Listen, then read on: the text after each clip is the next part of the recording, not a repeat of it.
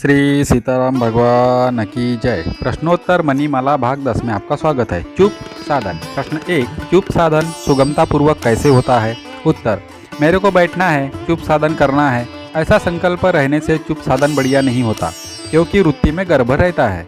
मेरे को कुछ नहीं करना है, यह भी करना ही है।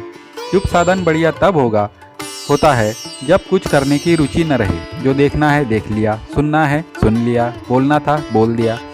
इस प्रकार कुछ भी देखने, सुनने, बोलने आदि की रुचि न रहे। रुचि रहने से चुप साधन बढ़िया नहीं होता। प्रश्न 2, कुछ करने की रुचि न रहे तो सिद्धि हो गई, फिर साधन कैसे होगा? उत्तर, सिद्धि होने पर रुचि नहीं रहती, इतनी सी बात नहीं है। प्रत्युत असत की सत्ता ही उठ जाती है। न करने की रुचि रहती है, न नहीं करने की रुचि रहती है। अतः रुचि न रहने से ही सिद्धि नहीं होती, प्रत्युत असत की सत्ता न रहने से सिद्धि होती है। सर्वथा रुचि न मिटने पर भी चुप साधन हो सकता है। प्रश्न 3, चुप साधन में बाधक क्या है? उत्तर, पदार्थ और क्रिया का आकर्षण अर्थात पदार्थ की आसक्ति और करने का वेग चुप साधन में बाधक है। प्रश्न 4, चुप साधन और समाधि में क्या अंतर है? उत्तर, चुप साधन समाधि से श्रेष्ठ है, क्योंकि इससे समाधि की अपेक्षा शीघ्र तत्व प्राप्ति होती है। चुप साधन स्वतः है, कृति साध्य नहीं है, पर समाधि कृति साध्य है।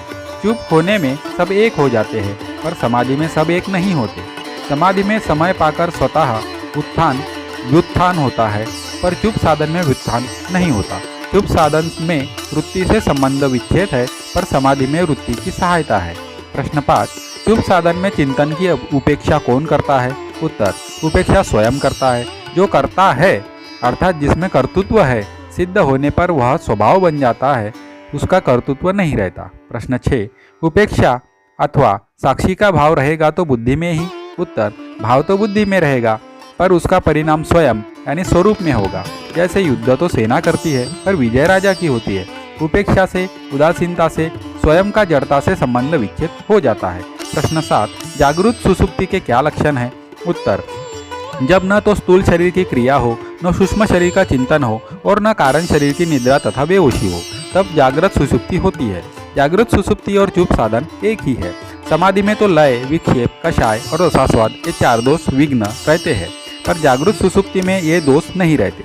ध्येय परमात्मा का होने से जब साधक की वृत्तियाँ परमात्मा में लग जाती है, तब जागृत सुसुप्ति होती है। इसमें सुसुप्ति की तरह बाह्य ज्ञान नहीं रहता, पर भीतर से ज्ञान का विशेष प्रकाश यानी स्वरूप की जागृति रहती है।